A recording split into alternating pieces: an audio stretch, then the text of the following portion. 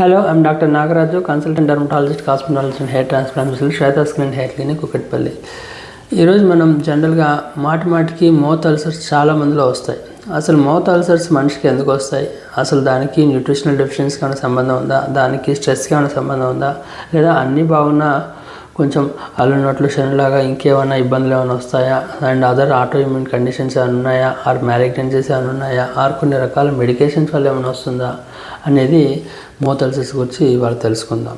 జనరల్గా mouth ulcers అనగానే first మనం ఆలోచించాల్సింది అవి స్ట్రెస్ అల్సర్సా కాదా.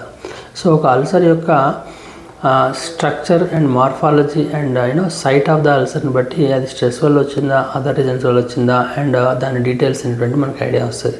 ఎప్పుడైతే స్ట్రెస్ అల్సర్ జనరల్గా పంచుటోట్గా రౌండ్గా అండ్ జనరల్గా బక్కల్ అంటే చెంపల లోపల సైడ్ అలా వస్తూ ఉంటాయి. ఒక్కొక్కసారి నాలుగు మీద కూడా రావచ్చు. కానీ 1 or 2 అల్సర్స్ వస్తున్నాయా, మల్టిపుల్స్ అల్సర్స్ వస్తున్నాయా, like more than 4 or 6 ulcers వచ్చినప్పుడు అట్లాంటి సిమిలర్గా ఆర్ ఇంకేమైనా వైరల్ ఇన్ఫెక్షన్ వల్ల ఏమైనా వస్తున్నాయా అనేది కూడా ఇంపార్టెంట్. పర్టికులర్లీ హెర్పెస్ స్టొమటైటిస్ అనే కండిషన్స్లో మనకి మల్టిపుల్ యాంగులేటెడ్ అల్సర్స్ అనేటువంటివి వస్తూ ఉంటాయి.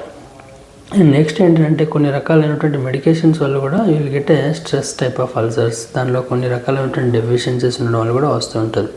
అండ్ నెక్స్ట్ ఏంటంటే మనకి B12 డెఫిషియన్సీ వల్ల కూడా మనకి గ్లాసీ స్టొమటైటిస్ అనేది వచ్చే ఛాన్స్ అనేది ఉంటుంది. అండ్ HIV లాంటి కండిషన్స్లో అండ్ డయాబెటిక్ కండిషన్స్లో కూడా జనరల్గా మనకి ఇమ్యూనిటీ డెఫిషియన్సీ ఉండడం వల్ల మనకి క్యానిడల్ మనకి ఓరల్ క్యానిడియాసిస్, ఓరల్ థ్రష్ అనేది ఉంటుంది. దానిలో మనకి అక్కడక్కడ ఎరోసివ్ గ్లాసైటిస్ అనే వేరియంట్ కూడా మనకి వచ్చే ఛాన్స్ ఉంటుంది. దీనిలో కూడా నోటిపుండలాగా అనేది ఉంటుంది.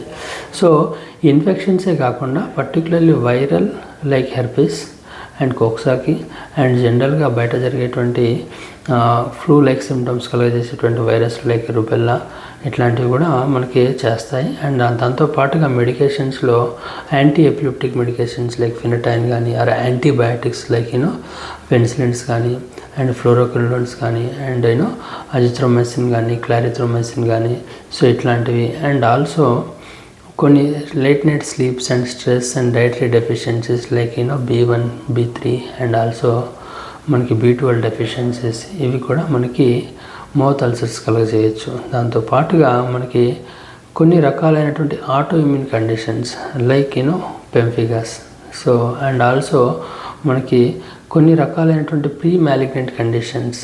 సో అందులో మనకి చూసేది ఎరిథ్రోప్లాసియా. సో అంటే oral erythroplasia is a pre malignant, దాంట్లో మనకి కొంచెం బర్నింగ్ అనేది ఉండొచ్చు. అండ్ ఇంకొకటి ఏంటంటే కొన్ని రకాలైనటువంటి కండిషన్స్ ఎలా ఉంటాయనంటే అవి idiopathic without any reasons like burning mouth syndrome, దానిలో మనకి మ్యూకోజా జనరల్గా థిన్నింగ్ అనేది ఉంటుంది. సో ఇవి కూడా one of the reasons. So ఇట్లా మనకి చూసుకుంటూ వెళ్తే list of the reasons are very many. So కాబట్టి ఎన్ని మౌత్ అల్సర్స్ వచ్చినప్పుడు దాన్ని లైట్గా తీసుకోకుండా ప్రాపర్గా ఒక డాక్టర్ గారిని, అందులో డర్మటాలజిస్ట్ కానీ మెయిన్గా కన్సల్ట్ అయితే లేదా ఓరల్ పెథాలజిస్ట్ కానీ మనకి కన్సల్ట్ అయినప్పుడు మనకి దాని యొక్క రీజన్ ఏంటి అండ్ మనకి అంతో పాటుగా అదర్ కండిషన్స్ ఏమైనా ఉన్నాయా. సో అండ్ జనరల్గా మోర్ దెన్ 2 వారాల కంటే కూడా కంటిన్యూస్గా ఉండేటువంటి ఎనీ ఓరల్ అల్సర్స్ ఆర్ నోటిపుత అనేది కంపల్సరీగా you should visit dermatologist and get a diagnosis after proper mucoscopy and also మనకి బయాప్సీ సెషన్స్. సో చూసుకునేసి ప్రాపర్ డయాగ్నోస్ అయ్యాక ఒక ట్రీట్మెంట్ ప్లాన్ అనేది తీసుకోవడం better. So and let me know if you have any recurrent oral ulcers or also నోటిపోతే ఏమైనా ఉంటే నాకు తెలియజేయండి. I will clarify your doubts. Your Nagaraju.